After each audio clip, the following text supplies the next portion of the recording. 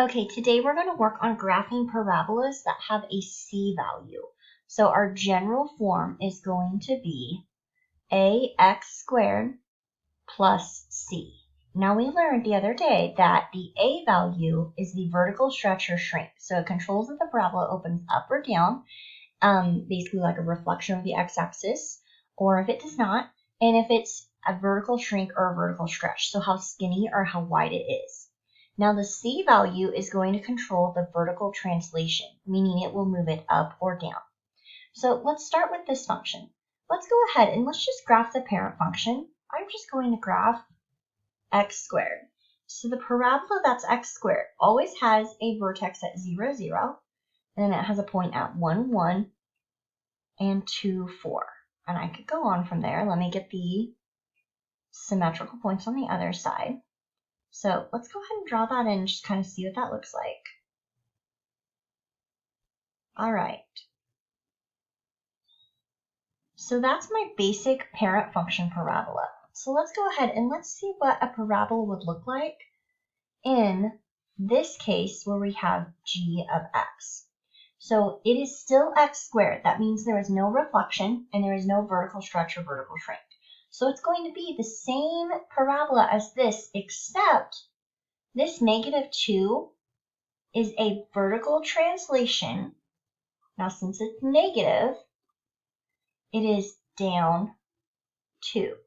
So you take this entire parabola and you move it down 2. So the vertex moves down 2, this point moves down 2, and this point moves down 2.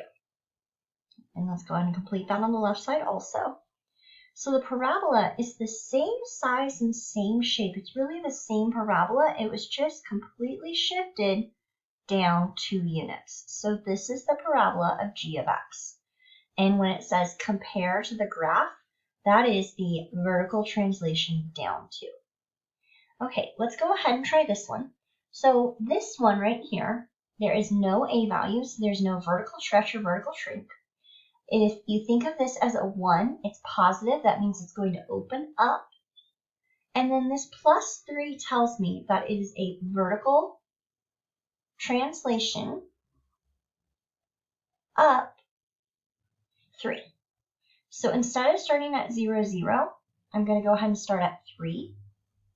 So there's my parabola. If you need to, you could make a table and you could say, okay, when x is 0, y is 3. So what is it when x is 1 and when x is 2? When x is 1, if I plugged a 1 in, I would end up with 4. And then when I plug in a 2, I'm going to get 7. And I don't know if this makes sense. It's a little bit easier to learn when we're in class. But if you notice, on the parent function over here on this black parabola, I had a point at 0, 0. And then if you notice, I went over 1, up 1. There's my new point. Right here, I did the same. I went over 1, up 1. Now from the vertex again, I went over 2 and up 4, and that was my next point. And if you notice, from the vertex, if I go over 2 and up 4, there's my other point. So left 1, up 1, and left 2, up 4. So you can just remember to graph a parabola like that, but if you are struggling, make a table. That's always a good solution. Anytime you're struggling to graph something, just go ahead and make a table. And that is going to be our graph of the function g of x, which is x squared plus 3. And then the compare the function, meaning describe the change, the transformation. You can use our yellow sheet that we have from previous chapters. It is a vertical translation of up 3. Okay, so now let's look at some more graphs of parabolas. These are going to have an a value and a c value. So if you look at this example, the a value is 4. That tells me that it is going to open up because if the a value is positive, it opens up. It also tells me that it is going to be a vertical stretch because it's bigger than 1 by a factor of 4. So that's what that tells me. Now, the +1 is the vertical translation up 1. So when it says compare the graph to the graph of x squared, that is what is happening, is it is a stretch by 4, vertical stretch by 4, and a vertical translation of up 1. So let's see if we can go ahead and draw this. Now, normally on the parent function of the parabola, the vertex is at 0, 0. But in this case, it moved up 1. So the vertex is at 0, 1. I could check that by plugging 0 into my calculator. 4 times 0 squared plus 1 is 1. So let's put a dot at 0, 1. That's the vertex. Now let's go ahead and plug in a 1 and find out what that is. So if we plug into our calculator 4 times 1 squared plus 1, we get 5. So when we go to plug in the point, we go 1, 5. Now if we did try another point, if we tried 2, 4 times 2 squared plus 1.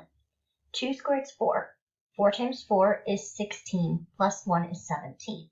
We don't particularly want to go that high on graphing, so we're going to go ahead and we're going to try something slightly smaller. So we could try 1.5 to see where that gets us. So if I try 1.5 and type in my calculator, I get 10. So at 1.5, it is at 10. Now that is the right side of the parabola. So you can go ahead and fill out your table to find the left side, plugging in -1 and -1.5, or you can go ahead and just know that they're symmetric. So if the axis of symmetry in this case is right here going through the vertex, then if there's a point 1 to the right of the axis of symmetry, there should be a point 1 unit to the left. This point is 1.5 units to the right, so there should be a matching point 1.5 units to the left. And we just go ahead and draw it in. Now it's very skinny and tall, and that is because of the vertical stretch by 4. So another thing to kind of think about is for the first point, if you notice from the vertex, you went up 4 over 1. And that is kind of thinking of the rate of change for the first point. Now that doesn't hold true for the second point. You can see you went up 5 and over a half.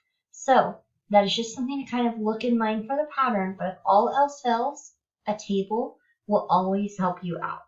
So let's look at this one. This one, the A value is -1/2. So the negative is a reflection. So it's reflect over the x-axis. Now the 1/2 is a number that is smaller than 1, so it is a vertical shrink by 1/2. Not by -1/2, just by 1/2. We already used the negative to reflect. And then the -5, the C value here, that is always the translation. It's a vertical translation. And since it is subtracting 5, it's going to be down 5. So we want to get good at picturing in our head what this is going to represent. So let me just draw a rough sketch. I know that first is going to reflect over the x-axis. That tells me it's going to open down. The vertical shrink by 1/2, when it's a vertical shrink, it gets wider. So I know it's going to be, I don't know how wide, but something like that. And then it's going to move down 5. So instead of starting at 0, 0, it's going to start at -5. So that gives me just a clue of what my graph should look like, so I can know as I'm going along if it is coming out the way I think it should. So if we start with a table, then we know that the vertex should be at 0, -5. We can verify that with a calculator by plugging in -1/2 times 0 squared minus 5. So that is our vertex, which is right there at 0, -5. Now let's go ahead and plug in another number such as 1. So if you go ahead and plug in 1, you do -1/2, 1 squared, minus 5 using a calculator, we get -5.5. So I'm going to go ahead and graph that. I'm also going to plug in 2 and try to get a better clue for exactly how wide this graph is. When I plug in 2, I get -7. So I'm going to go ahead and I'm going to graph that. And that will be right there. So this is the right-hand side of the parabola.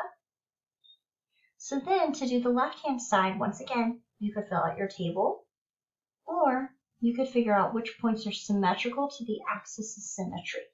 So one more time, just kind of clarify what that means. The axis of symmetry, in this case is x equals 0, goes through the vertex. So it means that on the right side and the left side, it should be symmetrical. So if there's a point right here, 1 unit to the right, there should be a point right here, 1 unit to the left. Here's a point, 2 units to the right of the axis of symmetry. So there should be a point 2 units to the left of the axis of symmetry. And that is our graph.